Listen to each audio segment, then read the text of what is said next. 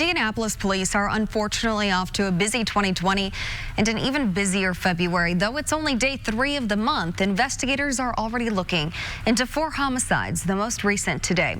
As RTV6's Troy Washington shows us, the pace that we are off to is not only disturbing for community leaders, it's also pushing them to figure out how to turn things around. A deadly weekend kept rolling right into Monday, making IMPD wonder what's going on in the city of Indianapolis.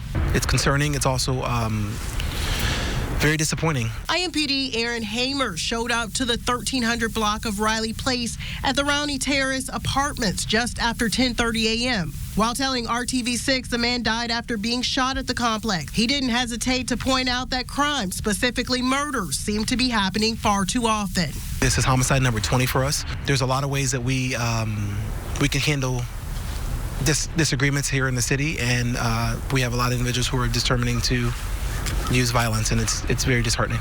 Reverend Charles Harrison is with the 10-Point Coalition. He says right now the numbers don't lie. This is certainly a very troubling trend. We are well ahead of last year's pace, and it looks like if we don't slow this down, we're certainly going to break another homicide record. His solution, like Hamer, he thinks it comes down to resolving issues without resorting to reaching for a trigger. We got to take the conflict resolution, training to the streets. He believes people are picking up guns hastily out of frustration, and the only way to reduce violence is to meet them where they are.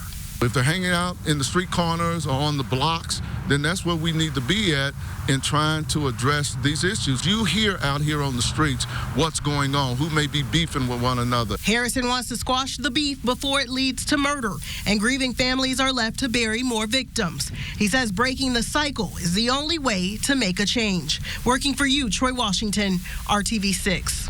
And according to the 10-Point Coalition, there are a few factors that contribute to violence in neighborhoods. Lack of resources for youth and job opportunities play a large role.